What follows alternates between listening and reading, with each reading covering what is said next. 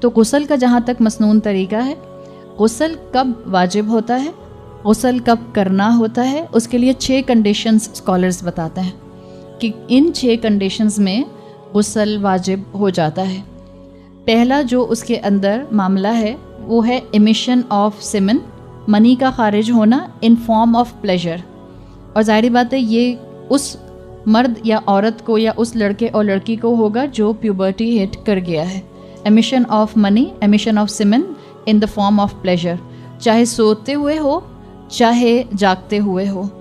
اگر wait dream آیا ہے یا سونے کے بعد آپ نے محسوس کیا ہے اور آپ نے کوئی ایسا خواب دیکھا ہے تو آپ پر غسل واجب ہو جائے گا۔ تو ایک غسل کی یہ کنڈیشن ہے۔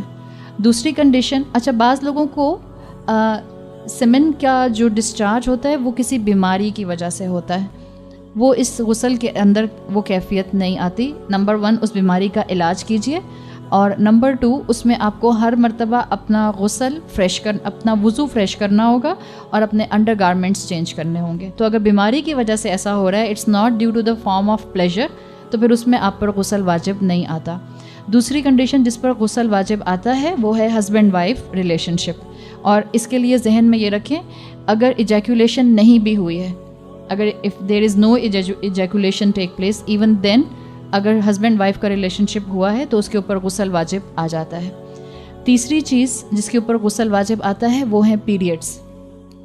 ہر عورت کو، ہر بچی کو معلوم ہوتا ہے کہ اس کا ریگولر سائیکل کیا ہے۔ آپ کا regular cycle let's say 5 days کا ہے اور آپ اپنا غسل کر لیتی ہیں 5 ڈیز میں، کبھی آپ کو 6 ڈے پر یا 7th ڈے پر براؤنش ڈسچارج آتا ہے، وہ براؤنش ڈسچارج جو ہے وہ آپ کے پیریڈز میں انکلوڈیڈ نہیں ہوگا، تو آپ اپنا انڈر گارمنٹ چینج کیجئے۔ اگر موقع ہے غسل کرنے کا تو موقع کر کے ایک دفعہ بہتر ہے تسلی کر لیجئے، ادروائز اب اپنا ہر دفعہ نماز کا فریش وضو کریں گے۔ کچھ خواتین کو استحاضہ کا پرابلم ہوتا ہے، اس کا علاج موجود ہے، اور اگر علاج نہیں ہو سکتا تو اس کنڈیشن میں بھی اسکالرز کہتے ہیں کہ ان پر ہر مرتبہ غسل نہیں آئے گا، اس میں ہر دفعہ ان کو اپنا انڈر گارمنٹ چینج کرنے کے بعد ان کو فریش وضو ہر نماز سے پہلے کرنا ہوگا۔ چوتھی کنڈیشن جس پر غسل واجب آتا ہے وہ نفاس کی سچویشن ہے، پوسٹ پارٹم بلیڈنگ، جو ڈیلیوری کے بعد خواتین کو بلیڈنگ ہوتی ہے۔ ہمارے ہاں ایک متھ موجود ہے کہ 40 دن تک عورت پاک نہیں ہوتی، 40 دن کی کوئی لمیٹیشن نہیں۔ ہر عورت کا اپنا سائیکل ہوتا ہے، ہر عورت کا اپنا فزیولوجی کے مطابق جو ہے وہ ریاکشن ہوتا ہے۔ ہو سکتا ہے کوئی عورت ڈیلیوری کے 20 دن کے بعد فارغ ہو جائے، اب وہ 20 دن انتظار نہیں کرے گی کہ جب تک 40 دن نہیں گزر جائیں گے میں پاک نہیں ہو سکتی۔ جس وقت اس کی بلیڈنگ رک جائے گی اس کو اپنا غسل کر کے اپنا نماز اور روزہ اور جو بھی اس کی عبادات ہیں اس کو اس نے شروع کرنا ہے۔ پانچویں چیز جو اس کے اندر آتی ہے وہ آتی ہے، غسل واجب ہوتا ہے مردے کے اوپر، یعنی موت کا موقع ایسا ہوتا ہے جس میں مردے کو غسل دیا جاتا ہے، سوائے شہید کے۔ جو قتال میں جنگ کے میدان میں شہید ہوگا اس کو غسل نہیں دیا جاتا۔ اور چھٹا بعض اسکالرس کے نزدیک جو آپشن آتا ہے وہ یہ آتا ہے کہ جب کوئی نان مسلم اسلام کے دائرے میں داخل ہوتا ہے تو اس کو غسل کرنا ہوتا ہے، اس لیے کہ بعض صحابہ کو جب انہوں نے اپنے آپ کو اسلام کے دائرے میں انٹر کیا تو رسول اللہ صلی اللہ علیہ وسلم نے ان کو غسل کرنے کا حکم دیا تھا۔ تو یہ 6 کنڈیشنز ہیں جس پر غسل اسکالرس کے مطابق واجب آ جاتا ہے۔ غسل کا مسنون طریقہ سمپل، آپ کی پاک ہونے کی نیت ہونا ضروری ہے۔ یہ نہیں کہ آپ بائی دا وے نہا کر آ گئیں اور آپ نے باہر آ کر کہا اچھا چلو میں پاک ہو گئی۔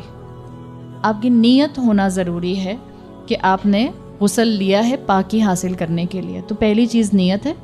دوسری چیز جو فرض چیز ہے وہ ہے بسم اللہ پڑھنا، 3 بار ہاتھ دھونا اور ہاتھ کلائی تک اپنے پورے دھونا۔ چوتھی چیز ہے اپنے پرائیویٹ پارٹس کو واش کرنا۔ پانچویں چیز اس کے اندر، اور پرائیویٹ پارٹس کو واش کرنا جس کو آپ استنجا کرنا کہتے ہیں، پراپرلی واش کرنا۔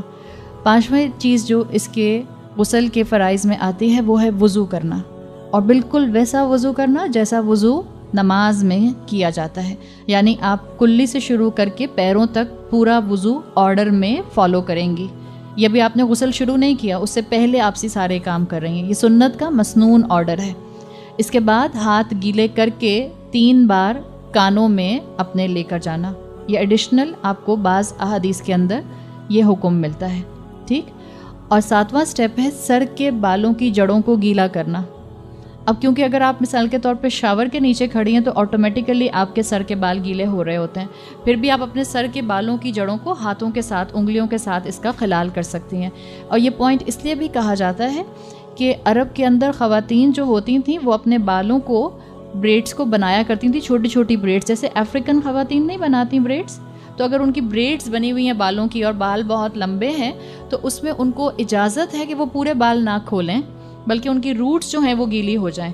تو اسی لیے ہاتھوں کی انگلیوں کو گیلا کر کے اور اچھی طرح سے گیلے کو اپنے اسکیلپ کو گیلا کیا جاتا ہے. تو سر کی جڑوں کو گیلا کرنا، دائیں پہلو پر جسم کے پہلے پانی ڈالنا اور پھر بائیں پہلو پر پانی ڈالنا. اس طرح سے آپ کا غسل مکمل ہو جاتا ہے. اور خاص طور پر جو آپ کا بیلی بٹن ہے، جو آپ کے آرم پٹس ہیں اور جو آپ کے انڈر نیز جگہیں جہاں بینڈ ہوتے ہیں، اگر آپ بیٹھ کر نہا رہے ہیں تو بینڈ جگہ ہوتی ہے، وہاں پہ چانسز ہوتے ہیں کہ پانی ٹچ نہیں کرے گا، تو ان جگہوں کے اوپر خاص طور پر پانی کو پہنچانے کی کوشش کرنا تاکہ آپ کو پورے جسم کو پاکی حاصل ہو جائے. یہ غسل کا مسنون طریقہ ہے. اس کو سیکھیں، اپنی اولادوں کو سکھائیں اور اس کو آگے پھیلائیں، اس لیے کہ طہارت کا علم حاصل کرنا ہر مسلمان کے اوپر فرض عین ہے. اللہ تعالی ہم لوگوں کو پاکی نصیب فرمائے تاکہ ہماری عبادات میں ویلیڈیٹی آ جائے. گمراہیوں کی راہ